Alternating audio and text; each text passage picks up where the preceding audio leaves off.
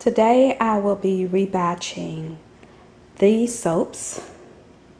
It was called the Noni white clay and it was all natural, but as you can see the look of it, it's not sellable. I mean, I could have sold it as a rustic, but no, this is not what I want to put out as a professional product. But this soap has a lot of great ingredients in it, and I'm kind of going to mess it up a little bit by adding some synthetic fragrance to the rebatch. But just know that that's the only thing that will be unnatural in this soap is the fragrance. This soap has argan, jojoba, coconut milk. I said jojoba. It's jojoba. Coconut milk, shea oil, cocoa butter, Noni powder. That's what the black is right here. Sandalwood essential oil, bay essential oil, ginger essential oil, birch essential oil, pine essential oil, and lavender essential oil. These are the things that I will be adding, and I'm not going to totally cut it up to rebatch. I will actually chop these up and make them embeds inside of the rebatch that I will be making with the coconut milk soap. I order these in large batches, so what I have to do is I break them down in 1 pound bags, so it's just easier for me, and I will be making a 2 pound batch. Back here I have some cocoa powder, mint cocoa powder that I will be adding for color for the brown, and then I have the blue oxide that I will be adding to that, and then I have the green, it's actually matted woodland green pigment that I will be adding to that. I bought these 2 fragrances. I wanted to try Dr. Feelgood and The Perfect Man. I'll be blending these 2. I never like to buy fragrances and just use them as they come. I always like to blend my fragrances together to produce a totally new smell. I also will be adding to this soap some hemp butter and some shea oil.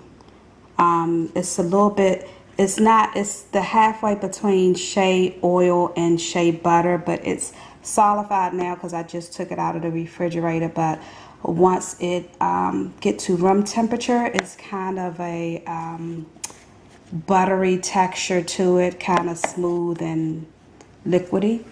And then for my water, I will be adding, and I just use this type of almond milk with vanilla. I love to drink this with eat this with my cereal. So this is all I had left, and this is actually 2 ounces that I will be gradually adding to the coconut milk.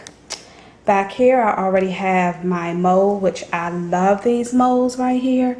You don't need to, I am not perfect with any type of the paper and the wooden tray, so when I found these I was so happy. They are really easy to put together, and they are easy to take the mold out. You just unscrew the 2 sides and flip these off, and you have your mold right there.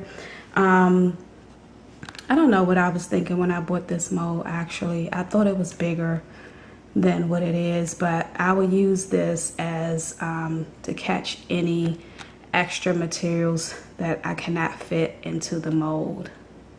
So what I'm going to do now is I am going to shred. Oh, I forgot to show you the most important thing is I love this soap kettle.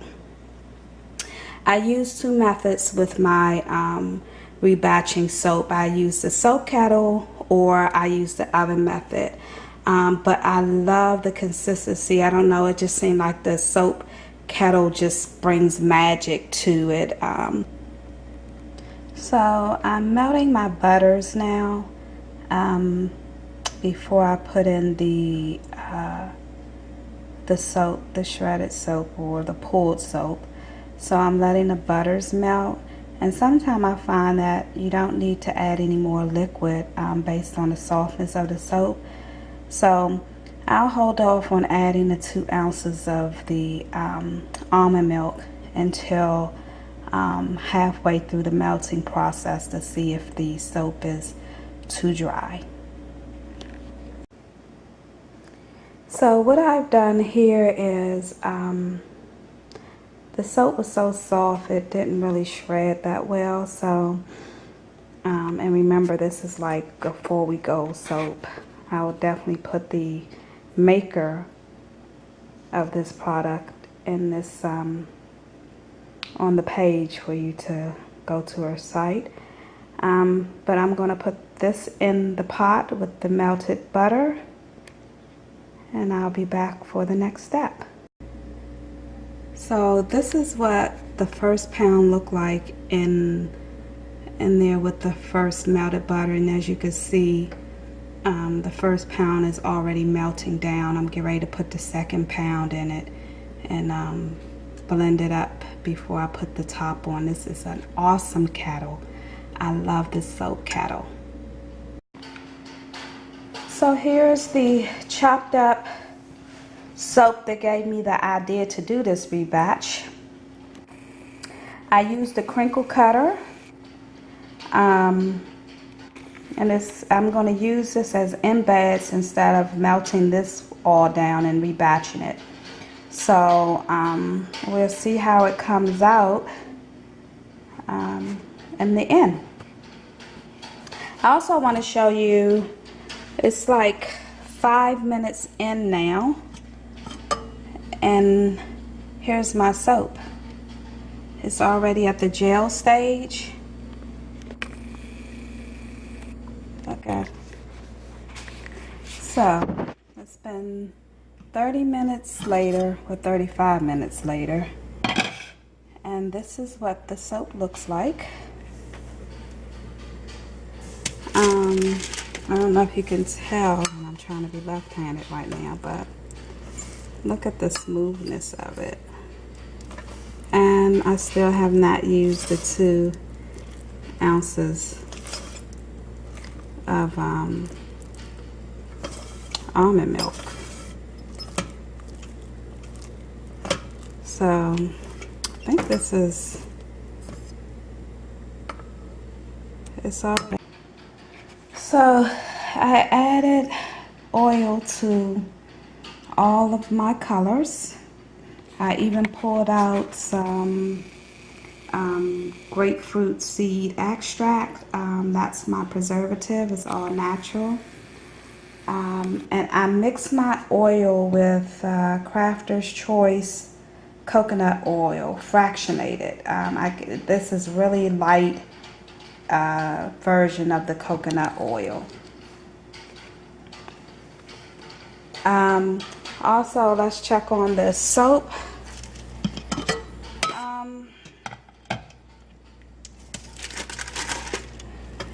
It's pourable. It's getting thicker.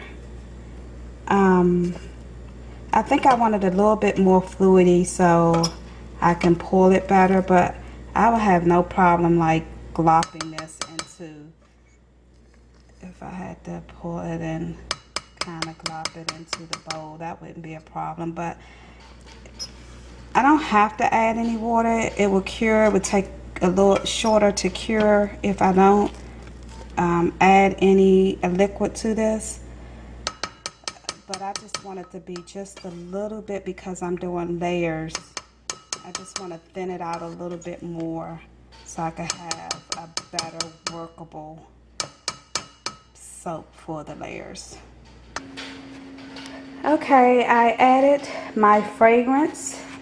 Well, I blended my fragrance in this jar. While the yes, I had to add the milk to the product. Hopefully it will make it more liquidy. So right now I'm taking this time to add my fragrance or blend my fragrance. And a green tip for all of you all out there that know plastic and containers kill our planet, but we have to use them in some form or fashion. But what I try to do is when I use this little clear pipette for my fragrances, I put them in a little, separate them and put them in a little plastic baggie. And then I continue to use these pipettes. And these things are really cheap, but to save or to lighten my footprint on the earth, I decided to put them in these little baggies and use the pipette until this whole bottle is gone. Okay. Now that I poured some soap in here, hopefully this will be enough to fill up the bottom batch. And I'm going to start with the brown color, and that was the brown cocoa powder. So you got some chocolate in here too.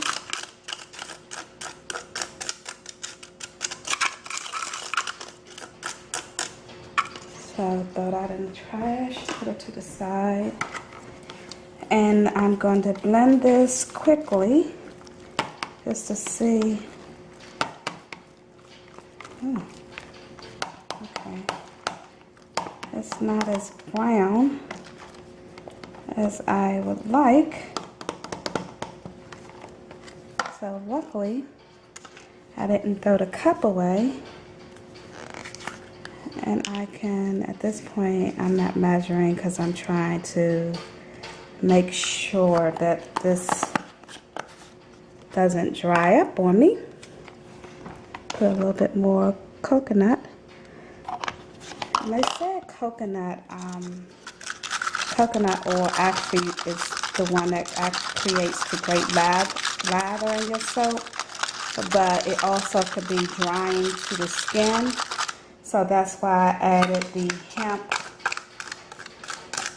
oil along with the shea oil to counteract the dryness that the cocoa butter can cause if you use too much of it on your skin. So I'm gonna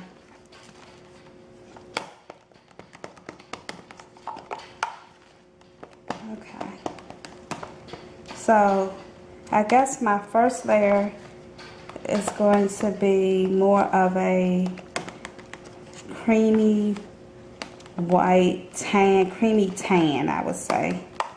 So I'm going to plop this in my mold, and notice I don't need any type of paper because this mold comes apart and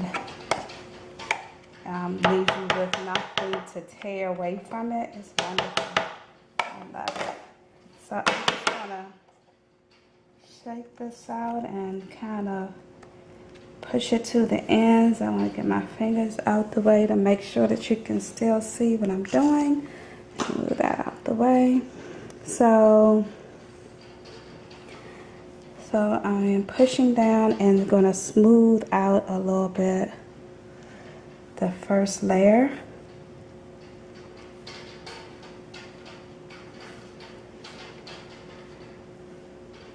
So I'm smoothing out the first layer.